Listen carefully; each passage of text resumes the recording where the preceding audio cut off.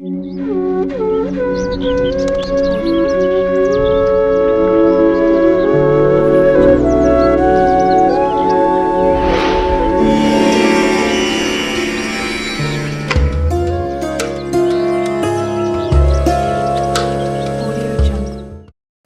పాటు ఎదురుచూసే పండుగ సంక్రాంతి. ముంగిట ముగ్గులు, పిండి వంటలు, హరిదాసు కీర్తనలు, కొత్త అల్లుడి కోడి పందాలు, నువ్వుల నూనెతో చేసే స్నానం, నువ్వులతో చేసే పిండి వంటలు, వీటన్నిటినీ కూడా ఉపయోగిస్తారు. అభ్యంగన స్నానం చేసే సమయంలో కూడా నువ్వుల నూనె ముందుగా శరీరానికి నలుగు పెట్టి స్నానం చేయిస్తారు. మకర సంక్రాంతికి నువ్వులకు మధ్య పురాణాల ప్రకారం సంబంధం ఉంది. తెల్లవారుజామునే అభ్యంగన స్నానం చేసే ముందు నుదుటిన కుంకుమ పెట్టుకుని నువ్వుల నూనె తీసుకుని గోరువెచ్చగా చేసి ఆ నూనెను శరీరమంతా మర్దన చేయాలి.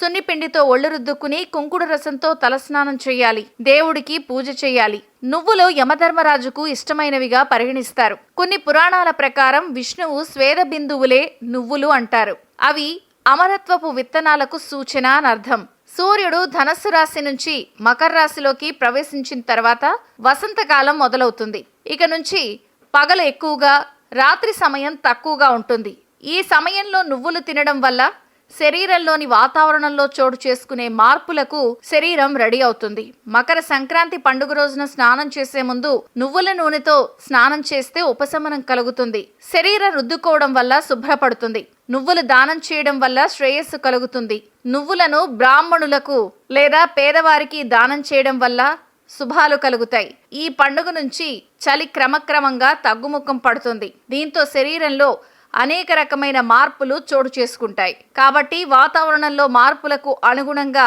ఉపయోగించేందుకే సంక్రాంతిలో చేసే వంటల్లో, వస్తువుల్లో ఎక్కువగా నువ్వులను ఉపయోగిస్తారు.